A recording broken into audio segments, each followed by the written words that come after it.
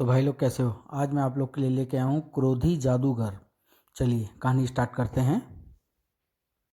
भूदेव की प्रसिद्धि का कारण था कि वह जादू टोने में बहुत कुशल था। जादू के देवता प्रसन्न हो, लोग दूर दूर से उसके पास आकर अपनी समस्याओं का समाधान समाधान करवाते। मेरी कोई संतान नहीं है भूदेव जी, ऐसा कोई उपाय बताइए जिसको करने से मुझे संतान सुख प्राप्त हो सके। संतान सुख तुम्हें अवश्य प्राप्त होगा। लो यह लाल फूल लो, प्रतिदिन इसे सूंघा करो, तुम्हारी इच्छा पूरी होगी। ऐसा ही होता। भूदेव जी द्वारा दिए इस जादुई फूल के प्रभाव से हमें संतान प्राप्त हुई है कांति। लोग कार्य पूर्ण होने पर उसे कुछ नगद भेंट में देना न भूलते। भूदेव जी, आपका उपाय करने से मुझे व्यापार में बहुत लाभ हुआ है। लीजिए, मेरी ओर से ये स्वर्ण मुद्राएं स्वीकार कीजिए। भूदेव की जीविका का यही साधन था। एक बार भौरगढ़ राज्य में भीषण अकाल पड़ा। लोग भूख प्यास से मरने लगे। आह पानी, मेरे लाल, कहाँ से लाऊं पानी। भौरगढ़ के राजा भोरा सिंह ने अपने मंत्रियों को राहत कार्य में बुलाया। विशेषज्ञों द्वारा उसने अनेक स्थलों पर गहरी खुदाई करवाई, पर गहरी खुदाई करवाने पर पानी का कहीं भी नामो निशान न मिला। यह देख राजा भोर सिंह निराश हो उठा। संकट की इस घड़ी में अकाल से जूझने के लिए और कौन सा उपाय करना पड़ेगा। एक दिन प्रधानमंत्री धनंजय ने भोरा सिंह से कहा, महाराज, सुना है महकगढ़ राज्य में भूदेव नाम का एक काबिल जादूगर रहता है। प्रधानमंत्री जी, किस संदर्भ में तुम उस जादूगर का जिक्र हमसे कर रहे हो। महाराज, उसके पास अनेक जादुई शक्ति है। वह चाहे तो जादुई शक्तियों को प्रयोग कर भौरगढ़ में वर्षा करवा कर अकाल से मुक्ति दिलवा सकता है। ऐसा? तब तो हम स्वयं उस जादूगर के पास जाएंगे। राजा भौर सिंह उसी दिन महकगढ़ की ओर चल दिया। महकगढ़ पहुंचने पर जादूगर, भूदेव, हमने सुना है कि तुम अपनी जादुई शक्ति का प्रयोग कर वर्षा करवा सकते हो। आपने ठीक सुना है महाराज। जादूगर भूदेव, हमारे राज्य में इन दिनों अकाल पड़ा हुआ है। पानी के अभाव में वहाँ त्राही त्राही मची हुई है। यदि तुम हमारे साथ वहाँ चलकर वर्षा करवा दो तो हम तुम्हें मुंह मांगा इनाम देंगे। सोच लीजिए महाराज, काम निकल जाने पर अपने वादे से मुकर नहीं जाना। मेरा वचन एक क्षत्रिय का वचन है जादूगर भूदेव। मैं अपने वचन की आन को कम नहीं होने दूंगा। तब मैं आपका कार्य करने को तैयार हूँ राजन। भूदेव राजा भौर सिंह के साथ भौरगढ़ चल दिया। भौरगढ़ पहुंचने पर भूदेव अपनी सारी शक्तियों के प्रयोग में जुट गया। 5 दिन तक उसका अनुष्ठान चला। अभी तो दूर दूर तक बादल की एक भी बदली नहीं दिख रही है। छठे दिन अकस्मात ही आकाश में उमड़ते घुमड़ते बादल आए और ओह, भूदेव का जादुई अनुष्ठान सफल हुआ। पानी को तरसते लोगों की खुशी का कोई पारावार न था।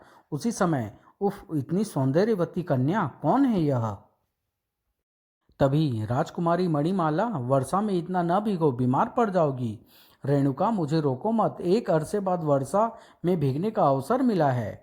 तो यह राजा भोरा सिंह की पुत्री मणिमाला है। उस रात भूदेव के स्वप्न में मणिमाला ही मणिमाला थी। अगले दिन जब दरबार लगा, जादूगर भूदेव, तुम्हारे जादू के प्रभाव से हमारी प्यासी धरती की प्यास बुझी है।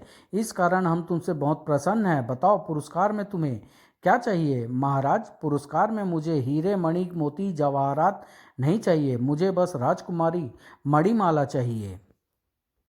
क्या? हाँ महाराज, मैं मणिमाला से विवाह करना चाहता हूँ। भूदेव, अपनी औकात में रहो। क्या तुम्हारा दिमाग खराब हो गया है। राजकुमारी मणिमाला का विवाह तुमसे कैसे हो सकता है। महाराज, आपने ही मुझे मुंह मांगा पुरस्कार देने का कहा था। अब क्या छत्री के दिए वचन की आन को भूल रहे हैं। कुछ भी हो, हम मणिमाला का विवाह तुमसे नहीं करेंगे। तुम्हें पुरस्कार में और कुछ चाहिए तो बता दो। नहीं महाराज, मणिमाला के सिवाय मुझे और कुछ नहीं चाहिए। जिद न करो भूदेव। तो सुन, क्षत्रिय के वचन की आन पर दम भरने वाले पाखंडी राजा, क्षत्रियों के नाम पर तू कलंक है। तू झूठा है। संसार में तेरा वचन को पूरा न करने वाले राजा के रूप में लिया जाया करेगा। खामोश भूदेव, वाचलता की सभी सीमाएं लांघ चुका है तू। तुझे इसका दंड अवश्य मिलेगा। सैनिकों, इस धूर्त को पकड़कर मौत के घाट उतार दो। जल्दी ही यहाँ से गायब होने में भलाई है।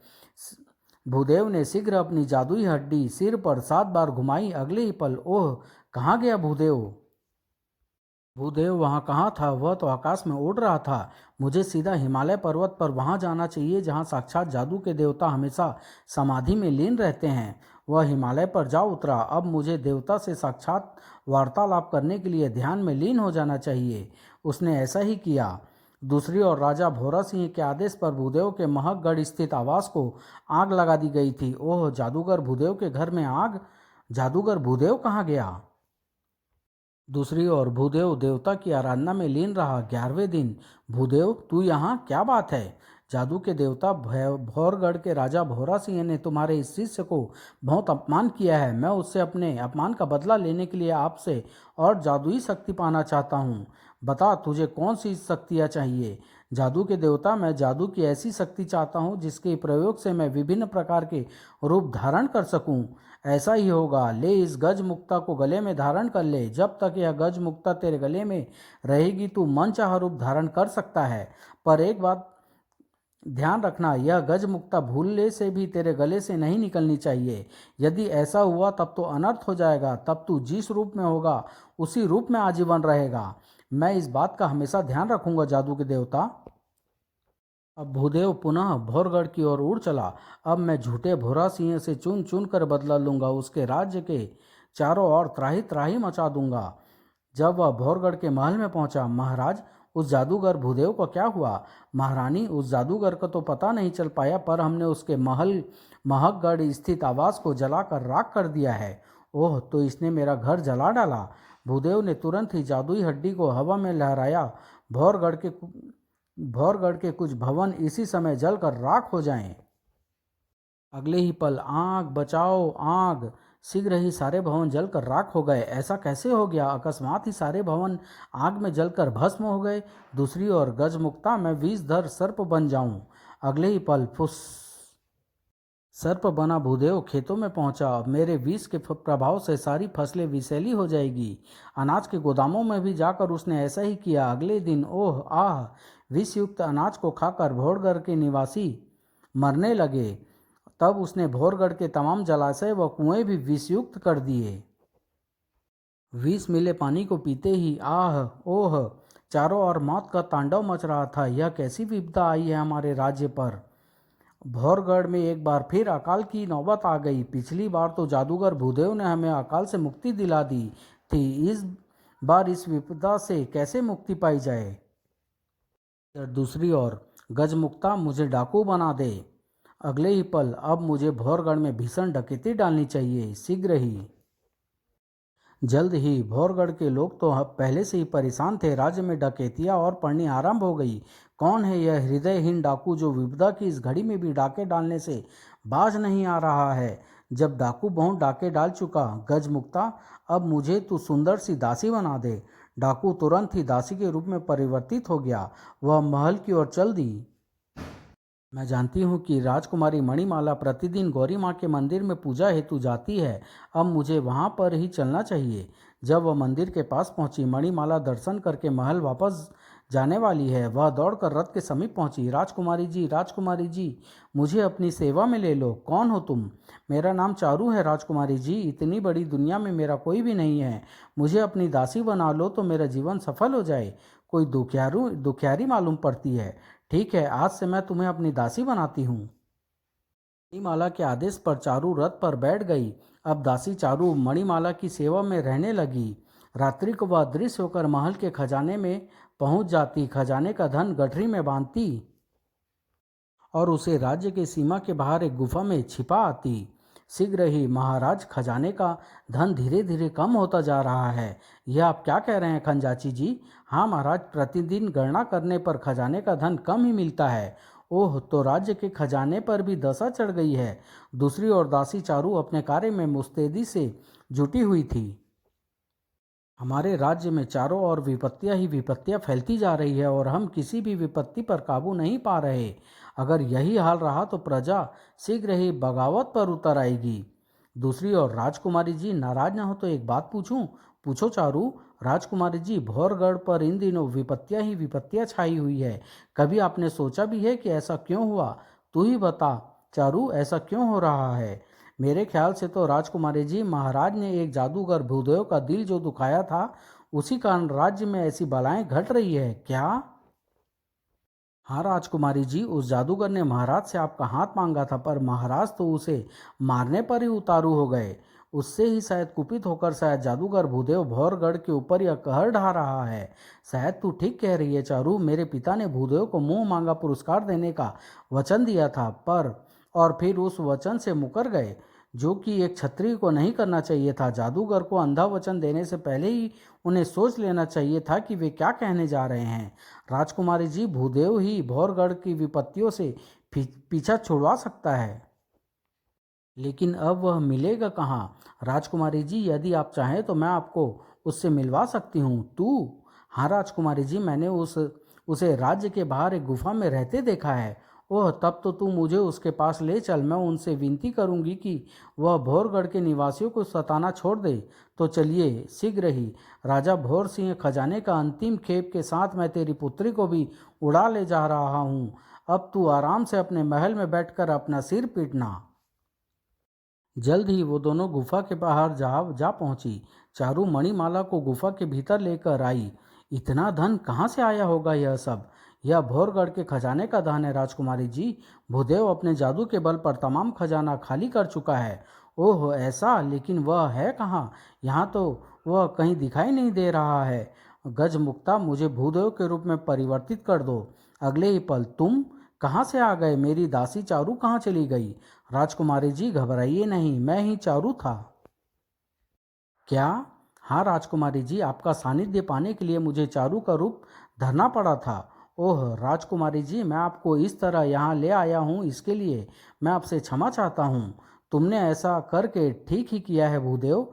यह आप क्या कह रही हैं राजकुमारी जी? हाँ भूदेव, मेरे पिता ने तुम्हारा अपमान किया और तुम्हारे कहने पर भी मेरा विवाह तुम्हारे साथ नहीं किया, जबकि पिताजी द्वारा दिए वचन के अनुसार तुम उनसे कुछ भी मांग सकते थे। तुमने उनसे मुझको मांगा, जिसके लिए उन्होंने इनकार कर दिया। एक क्षत्रिय के लिए यह डूब मरने के समान होता है, किंतु वह अपना दिया वचन न निभा पाए। मेरे पिता ने ऐसा ही किया, इसका मुझे खेद है। अपने पिता की गलती को सुधारने के लिए मैं तुमसे विवाह करने को तैयार हूँ। क्या? हाँ भूदेव। ओह भूदेव, पास में ही हमारे पिता के गुरु मानक ऋषि का आश्रम है। हम उनके पास चलकर उनसे हमारा और तुम्हारा विवाह करने के लिए कहना चाहिए। तो चलो, हमें उनके पास चलना चाहिए। उसी समय वे मानक ऋषि के आश्रम में चल दिए। दूसरी ओर भौर सिंह एक पत्र पढ़ रहा था। भोरा सिंह, तेरे खजाने का मैंने पूरी तरह खाली कर दिया है और अब तेरी इकलौती बेटी मणिमाला का अपहरण करके ले जा रहा हूँ। जादूगर भूदेव। पत्र पढ़ते ही, ओह यह क्या हो गया? अब मैं भौरगढ़ की जनता को क्या मुंह दिखाऊंगा? भूदेव की बात उसी समय मान लेता तो यह दिन तो न देखना पड़ता। लोगों को अब क्या बताऊंगा कि मणिलता कहाँ गई? दूसरी ओर जब मणिमाला भूदेव के साथ मानक ऋषि के आश्रम में पहुंची, बेटी मणिमाला, तुम्हारे साथ यह युवक कौन है? तब मणिमाला ने मानक ऋषि को विस्तार पूर्वक सारी बात बताई। सारी बात जानने पर, भूदेव बेटे, तुमने अपने जादू के बल पर भौरगढ़ के निवासियों के कल्याण के लिए वहां वर्षा कराकर भयंकर अकाल से उसकी रक्षा की थी। माना कि राजा भोरा सिंह ने अपना वचन नहीं निभाया, लेकिन बदले की आग में जलकर तुमने जो कुछ किया, क्या वह उचित था? अपने मन से ही पूछ कर देखो भूदेव, क्या तुम्हारी हिंसक प्रवृत्ति तुम्हारी आत्मा को मुक्ति दिलवा सकती है? क्या बदले की भावना तुम्हें नरक की ओर नहीं ले जा रही है?